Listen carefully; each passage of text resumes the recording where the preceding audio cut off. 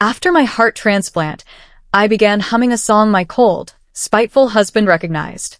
I didn't notice I was humming until my husband's glass slipped from his hand and shattered against the dining room floor. He had never heard me sing it before, yet from that day on, he looked at me like I was someone else. The melody had been in my head since I woke from surgery, threading itself through my thoughts the way a draft finds its way under a door. Quiet, persistent, impossible to trace back to its source. If you've ever felt like something in your own body was carrying a secret you weren't given the key to, stay. Subscribe now, because before we finish, you'll understand exactly why that glass shattered, and it's not what you think. I stopped mid-note and looked down at the wine soaking into the grout between the tiles, red spreading like something that had been let out on purpose. Damon hadn't moved. He was still sitting there with his hand curled around the space where the glass used to be, staring at me with an expression I had never once seen on his face in the 5 years we'd been married. Not anger, not the flat, practiced disinterest he usually wore at dinner like a second skin, but something closer to fear. "Where did you hear that?" he said. His voice had gone rough, like it had traveled a long way to reach me. "I don't know." I set down my fork. My hands had started shaking, though I couldn't have said why. His reaction alone was enough to make my pulse climb, the exact thing my cardiologist had spent the last 4 months warning me to avoid. "It's just been stuck in my head. Since the hospital, I think." "Why? Do you know it?" He didn't answer. He got up, walked to the sink, and stood there with his back to me for a long moment, gripping the edge of the counter like it was the only thing keeping him upright. When he finally turned around, his face had rearranged itself into something calmer, more careful, but his eyes hadn't caught up yet. They were still somewhere else. "It's nothing," he said. "Old song. Forget it." I hadn't heard him lie in a long time. Damon didn't usually bother. He'd simply go silent instead, which was its own kind of answer. But I recognized the shape of this one immediately, the too-fast delivery, the way he wouldn't quite look at me while he said it. 6 months ago, I might have let it go the way I let most things go with him. The way you learn to step around a piece of furniture in the dark once you've stopped expecting the room to be rearranged in your favor. But 6 months ago, I hadn't had someone else's heart beating inside my chest. That was the part nobody warned me about before the transplant. Not the incision, not the immunosuppressants, not the strange metallic taste that lingered for weeks. It was this. The sense, faint but persistent, that some of what I carried now hadn't originated with me. My cardiologist called it normal adjustment anxiety, a common psychological response to major surgery. Nothing to be alarmed about. I had believed her, mostly, right up until the moment my husband's face went white over 4 bars of a melody I couldn't remember learning. "Damon." I stood, careful of the broken glass, and crossed the kitchen toward him. "You're scaring me. Just tell me what that song is." He looked at me, then really looked the way you look at something you're not sure you're allowed to want anymore. For one unguarded second, I thought he might actually answer. Instead, he picked his keys up off the counter and said he needed air. He was gone before I could ask him to explain what exactly, in 4 hummed notes, had frightened a man I'd never once seen frightened by anything in his life. He didn't come home until after midnight. I heard the garage door, the careful, deliberate quiet of a man trying not to wake someone he assumed was already asleep, and I lay in the dark listening to him move through the house like a stranger casing it for the second time. I hadn't married a man who ran from questions. Or rather, I had, but not this version of him. There had been a Damon before. I still had the wedding photographs to prove it. A younger face with an easier smile, a hand that used to find mine under restaurant tables without being asked to. Something had gone out of him 3 years into our marriage, so completely and so suddenly that I used to lie awake trying to identify the exact week it happened, the way you'd search a house for a leak by tracing the water stain back to its source. I never found it. He simply stopped being reachable one ordinary Tuesday and never fully came back. I used to blame myself, in the specific, useless way women do when a marriage goes cold, and no one will tell them why. Then I stopped blaming myself and started simply enduring it, which felt healthier at the time and, looking back, probably wasn't. My heart had been failing for 2 years before the transplant, a genetic cardiomyopathy no one else in my family carried, a cruel roll of some private genetic dice, and if I'm honest, some small, tired part of me had almost welcomed the diagnosis. It gave the distance between us a shape I could point to. Of course he's different, I told people. His wife is dying. Nobody asks a man to be warm under that kind of weight. I don't think I believed my own excuse, even then.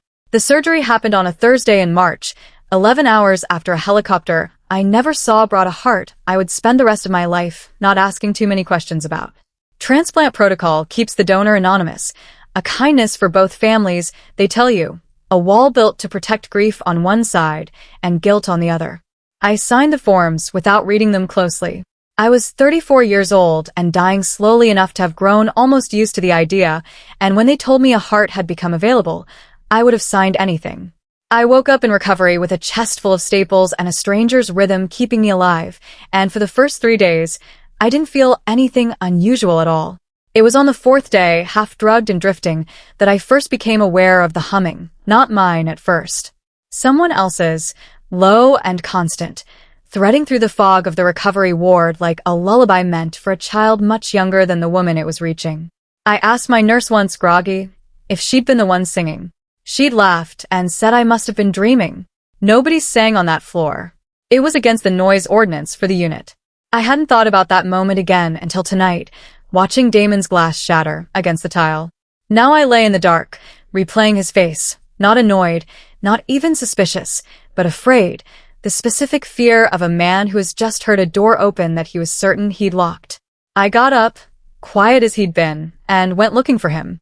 His study door was cracked, lamp still on, and through the gap I could see him sitting at his desk with something small cupped in his palm, turning it over and over the way people do with things they've spent a long time not being able to put down. I pushed the door open before I'd fully decided to. He startled, closed his fist, but not fast enough. I'd already seen it, a thin silver locket, tarnished at the clasp, the kind of thing you'd inherit rather than buy. "Who's Lily?"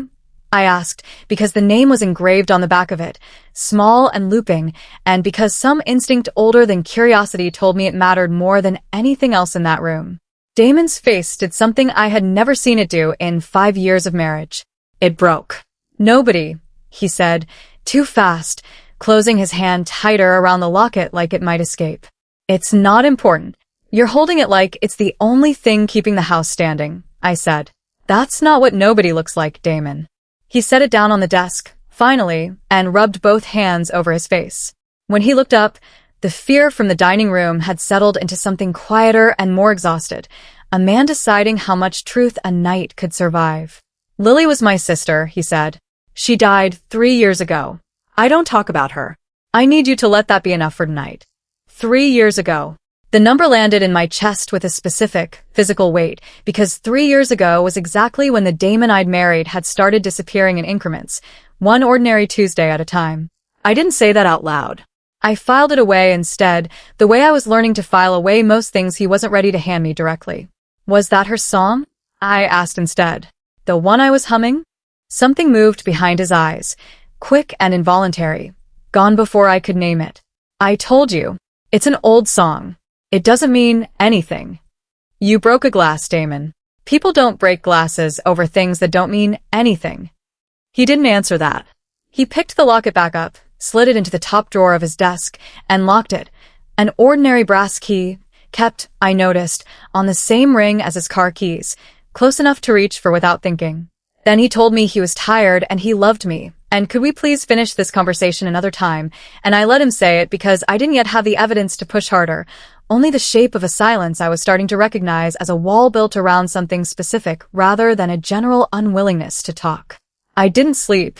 I lay beside him listening to his breathing even out into something that wasn't quite real sleep either, and I thought about the humming in the recovery ward, the nurse who swore no one had been singing, the 4 notes that had made my husband's hand forget how to hold a glass. The next morning, while Damon showered, I called his mother. Vivian Callahan had never particularly liked me. A polite, glassy dislike, the kind wealthy mothers reserve for daughters-in-law they consider a lateral move rather than an advancement, but she'd always answer my calls, mostly, I suspected, so she could enjoy being disappointed by them in real time. "Vivian, it's Nora," I said, when she picked up. "I wanted to ask you about Lily." The silence on the other end of the line lasted long enough that I checked my phone to make sure the call hadn't dropped. "Why?" she said finally. "Would you be asking about that?" "Damon mentioned her last night. I didn't know he had a sister." "He wouldn't have," Vivian said, and there was something underneath her voice now, brittle and dangerously thin, like ice over water that hadn't fully frozen.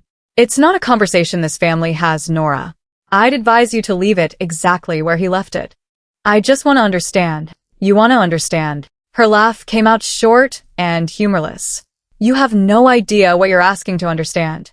Some doors get closed for a reason, and the people who go looking for what's behind them rarely like what they find.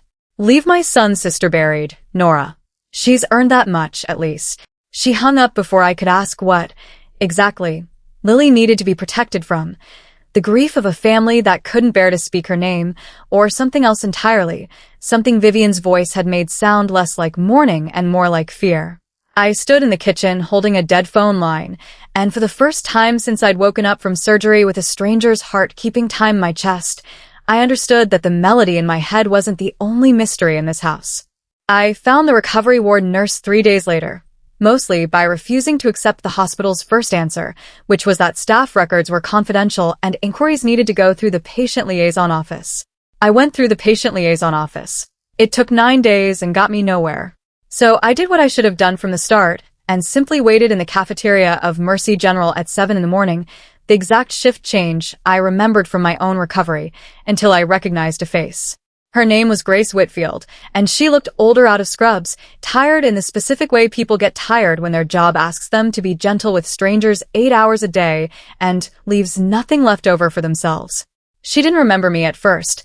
I'd been one of dozens of blurred, medicated faces that month, until I described the room number, the window that faced the parking structure, the 4 notes I still couldn't place. Her expression changed the moment I hummed them. "You need to sit down," she said, which wasn't really an answer, but I sat anyway, because something in her voice had the same quality Damon's had the night the glass shattered, recognition arriving faster than the person wanted it to. "You knew that song," I said. "That's why I heard it. Someone was singing it near me. You told me I dreamed it." Grace glanced around the cafeteria before she spoke again, the reflexive caution of someone checking whether a rule was about to be broken. "There was a patient on the floor above recovery that week," she said quietly. "Palliative unit. Young woman, mid-20s. I used to pick up extra shifts up there because they were short-staffed, and she liked to be sung to near the end. It helped with her breathing, or she said it did. That was her song. She asked for it constantly the last few days." "What was her name?" I asked, though some part of me had already assembled the answer out of the shape of the question, the way you sometimes know the last word of a sentence before it's finished being spoken. Grace hesitated long enough that I understood. She knew this wasn't an ordinary request. "I really shouldn't. Please." My voice came out smaller than I meant it to. "I have her heart. I think I might. I need to know if I'm right." Something in her face gave way, the particular exhaustion of a woman who had spent a career holding other people's worst moments and had decided, just this once, that holding one more wasn't going to break her. "Lily," she said. Her name was Lily Callahan. "She passed the same night you went into surgery. I remember because it was a bad night on the floor, losing someone and prepping a transplant recipient at the same time. I remember thinking it was strange, timing like that. Poetic, almost, if you're the kind of person who believes in that sort of thing." The cafeteria noise went distant and underwater. Callahan. My husband's name. His sister's name, spoken by a nurse who had no idea she was handing me the exact shape of the wall Damon had spent 3 years building around himself. "Do you know how she died?" I asked because I needed to know everything now, all at once, the way you rip a bandage rather than peel it. Grace's face closed slightly, the professional caution returning. "That's not something I have access to, and even if I did, it's not mine to tell you. I've already said more than I should have." She stood, gathering her tray, and paused before she walked away. For what it's worth, she talked about her brother, near the end. Not kindly. "If you're married into that family, Mrs. Callahan, I'd think very carefully about what you're hoping to find at the bottom of this." I sat alone at the table for a long time after she left, my own pulse, Lily's pulse, some frightened, uncertain part of me insisted on correcting, loud in my ears, and understood that whatever had gone wrong between Damon and his sister, it hadn't ended with her death. It had followed him into our marriage, into the silences at dinner, into the exact week our own warmth had started to fail, and I had no idea yet whether I was chasing a grief that deserved my patience or a secret that deserved my fear. I didn't tell Damon what I'd learned. Not yet. I told myself it was strategy, that a man who'd spent 3 years building silence around his sister's name wasn't going to hand me the rest of the truth just because I'd found the first piece of it. But if I'm honest, some of it was fear. Grace's warning had lodged itself somewhere under my ribs, next to the heart I was starting to think of, against every medical explanation I'd been given, as something closer to borrowed than mine. I went looking instead for whatever record of Lily Callahan still existed outside the family's careful silence. It didn't take long. An obituary for sentences long, no cause of death listed, no service details beyond a private family gathering. A photograph attached to it stopped me cold, not because she looked like me, she didn't dark-haired where I was fair, sharper in the jaw, but because of what she was wearing in the photo. A thin silver locket, tarnished at the clasp, resting against her collarbone exactly where I'd seen it locked in my husband's desk drawer 3 nights earlier. I found her social media accounts next, most of them untouched since her death. Digital rooms nobody had thought to close. Old posts, increasingly sparse toward the end, photos with captions that read like a woman narrating her own unraveling to an audience too small to notice. One, posted 6 weeks before she died, showed her sitting on a porch step with the caption, "Some doors you don't get to close from the outside. Someone always has to be the one who locks it." I read it 4 times, trying to decide whether it was about a stranger, a lover, or the brother whose name Grace said she hadn't spoken kindly. I was still staring at my laptop when Damon came home early, which he never did, and found me at the kitchen table with Lily's face open on the screen. He went very still in the doorway. "Where did you get that?" "I found her, Damon. Her obituary, her photos. I know her name was Lily Callahan, and I know she died the same night I had my surgery." I turned the laptop toward him, though I don't think either of us needed to see the photo again. "I know about the locket in your desk. I want to know why your mother told me to leave this buried, and I want to know why you haven't slept properly since I started humming her song." For a long moment he didn't answer, and I watched something in him deciding, the way you watch weather change before you feel the first drop of rain. "She was my younger sister," he said finally, sitting down across from me like the conversation required ballast. "We weren't close at the end. We had a falling out, a bad one, about 18 months before she got sick. I didn't visit her much after that. I told myself I would, eventually, once things had cooled down enough to be fixable." His jaw worked. "They weren't. She died before I ever went back." "What was the falling out about?" "It doesn't matter now." "It matters to me," I said, "because I think I might be carrying the part of her that never got to forgive you for it, and I would like to know what, exactly, I'm supposed to be carrying." He flinched at that, the way you flinch from something true and unkind at the same time, and for a moment I thought he might actually tell me. Instead his phone rang, an unfamiliar number, and something about the ringtone made his whole body go rigid before he'd even looked at the screen. He answered it standing, turned half away from me, and I watched the color drain out of his face in real time as he listened. "How did you get this number?" he said, low and careful, like a man trying not to startle something dangerous. Whatever answer came back made him close his eyes. "No." "She doesn't know anything. Keep it that way." He hung up without saying goodbye, and when he turned back around, the man standing in my kitchen wasn't the same one who'd sat down across from me 2 minutes earlier. Whoever had just called him, they'd known exactly who I was, and exactly what I didn't know yet. "Who was that?" I asked, and my voice didn't shake, which surprised me, because everything else in me was shaking plenty. "Nobody you need to worry about." He set the phone face down on the counter, deliberately, like it was something that might go off again if he wasn't careful with it. "You just told a stranger that I don't know anything and that they should keep it that way. That's not nobody, Damon. That's a person actively managing what I'm allowed to find out." I stood because I couldn't do this sitting down, not with my pulse doing the thing my cardiologist kept warning me about. "You've had 3 years to decide how much of your sister I get to know. I've had 2 weeks. Even that math isn't in your favor anymore." He was quiet for long enough that I thought he might simply leave again, the way he had the night the glass shattered. Instead, he pulled out the chair across from me and sat back down, and when he spoke, his voice had lost whatever careful management he'd been using on the phone. "Lily was using," he said. "Pills at first, then worse. I didn't know how bad it had gotten until she showed up at my office asking for money, and I said no. I told her I wasn't going to fund whatever she was doing to herself, that she needed to get help instead of getting cash, and I meant it as an intervention. She heard it as her brother turning his back on her in the worst month of her life. His hands, flat on the table, had gone very still. She left. I didn't hear from her again for 4 months. Then I got a call that she was in the hospital, and by the time I got there, it was already end stage.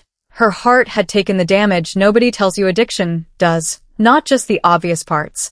It failed faster than anyone expected. And the consent, I said, because some instinct had already leapt ahead of him, assembling the shape of the thing he still hadn't said. The donation. Who signed it?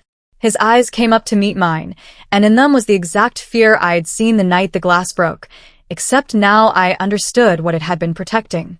I did, he said. Our mother couldn't. She asked me to make the decision, and I made it because it was the one thing I thought I could still do right by her, make sure some part of her kept going, even if it wasn't going to be with us. The room went very quiet. Outside, a car passed, headlights sweeping briefly across the ceiling and gone. You didn't know it would be me, I said slowly, working through it out loud. There's no way you could have known. No. His voice had gone rough again. Transplant registries don't work that way. I signed the form and never expected to know where any of it went. That's the whole point of the anonymity, they told me. It protects the family from exactly this. He exhaled, long and unsteady. 6 weeks after your surgery, a friend of mine on the transplant board owed me a favor from years back, and I asked him, off the record, whether he could tell me if Lily's heart had gone somewhere it might have done some good. I wasn't trying to find you specifically. I just needed to know it hadn't gone to waste. His hands curled into fists on the table. He came back with a name. Yours. My own wife. I've known for 4 months, Nora. I've been living in this house with you every single day since, and I never told you, because I didn't know how to say it without either destroying you or destroying us.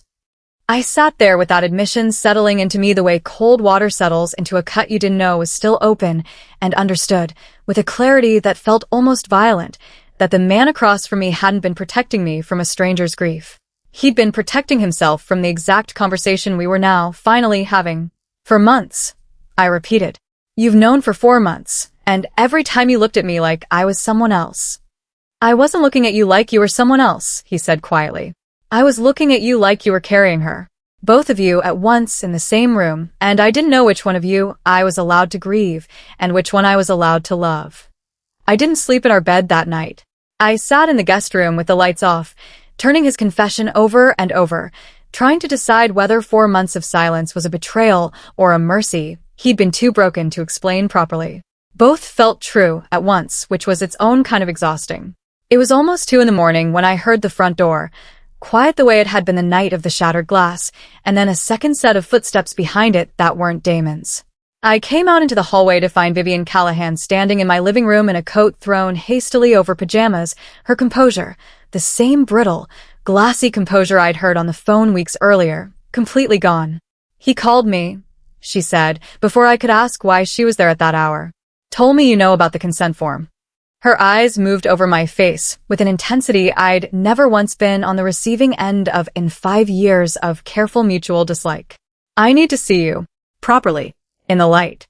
Vivian, it's 2 a.m. I said I need to see you. Her voice cracked on the last word, and I realized, with a jolt that ran straight through the center of my chest, that she wasn't looking at me the way a mother-in-law looks at an inconvenient daughter-in-law. She was looking at me the way you look at a photograph you thought had been lost. Damon appeared in the doorway behind her, pale, silent, letting his mother do whatever it was she'd come to do.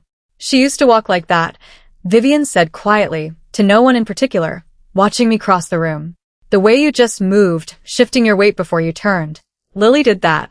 She's done that since she was a little girl, and I haven't seen anyone do it in 3 years, and I convinced myself I was imagining things when Damon told me, but I needed to see it for myself. She pressed a hand to her mouth, and for the first time since I'd known her, Vivian Callahan looked genuinely undone. I'm not saying it's her. I know that's not how any of this works. I know hearts don't carry memories, whatever people like to believe on daytime television. I needed to stand in a room with you and see if some part of her was still standing in it too. I didn't know what to say to that. I still don't, fully, even now. What I knew was this. I had spent the last 2 weeks assembling a stranger's death out of hospital nurses and obituaries and a locket locked in a drawer, and somewhere in that assembly, I had stopped being only myself in my own house. I had become, to the two people in this room who had loved Lily longest and worst, a place where their grief was allowed to visit. I'm not her, I said, gently, because it needed saying out loud, for my own sake as much as theirs. I have her heart. That's not the same thing as having her back. I know that, Vivian said, though her eyes were still wet. I've known that since the day she died. Knowing it and feeling it in a room are two very different disciplines, and I am ashamed to admit how badly I'm failing the second one tonight. Damon crossed the room and put a hand on his mother's shoulder, the first gentleness I'd seen him offer anyone in longer than I could remember, and for a moment the three of us stood there in a triangle of grief none of us had built on purpose, and none of us knew how to dismantle cleanly. I want to see where she's buried, I said finally, surprising myself with how steady it came out. Not because I think I owe her a visit as some kind of vessel. Because I think I owe her one as the person who's still here, breathing because of a decision she never got the chance to make herself. I looked at Damon. And I think you're overdue for one too. He didn't answer right away. When he did, his voice had the specific rawness of a man agreeing to something he'd been avoiding for 3 years, not because he was ready, but because he'd finally run out of reasons not to be. Saturday, he said. I'll take you Saturday. Lily's grave sat on a low hill in a cemetery I'd driven past 100 times without ever knowing someone who mattered to me was buried there. The headstone was smaller than I expected, plainer, her name and 2 dates and nothing else, no verse, no epitaph, as though whoever ordered it hadn't trusted themselves to choose the right words and had settled for none at all. Damon stood a few feet back while I crouched down and set the flowers I'd brought against the base of the stone, white ones, because I hadn't known what she liked, and white had felt like the safest kind of honesty. The wind moved through the grass with a sound almost like breathing, and for a moment neither of us said anything at all. I should have come sooner, Damon said finally. Every year I told myself next month, once I could stand it, and the months kept adding up into something I couldn't undo by showing up eventually.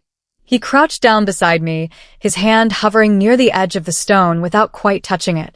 I'm sorry, Lily. I know that doesn't fix the last conversation we had. I know sorry is the cheapest thing I could have brought you today. It's what I have. I didn't say anything. I don't think he needed me to. I stood back and let him have that moment the way he'd never let himself have it in 3 years of locking it in a desk drawer along with her locket, and when he finally stood again, something in his face had loosened, not healed, not entirely, but loosened enough to breathe through. We didn't talk much on the drive home. Some conversations don't need filling with words, and I was learning, slowly, that the silences Damon carried weren't always the cold, dismissive kind I'd spent years resenting. Some of them were simply grief that had never been given anywhere safe to land. That night, for the first time since the surgery, I hummed a song on purpose, sitting on the porch step with a cup of tea going cold in my hands, and Damon came and sat beside me instead of flinching away from it. He didn't ask me to stop. After a moment, quietly, imperfectly, he hummed the next line along with me, the part one hadn't known, the part that came after the 4 notes I'd been carrying around for weeks without a name to give them. Our mother used to sing it to both of us, he said, before Lily and I fought about anything that mattered, before either of us knew how much a person could lose without ever meaning to. I don't know, even now, exactly how much of what I carry is memory, and how much is simply the mind doing what minds do when they're handed a mystery and left to solve it themselves, filling in gaps, finding patterns, turning coincidence into meaning, because meaning is easier to live with than randomness. My cardiologist would tell you hearts don't remember. I believe her, mostly.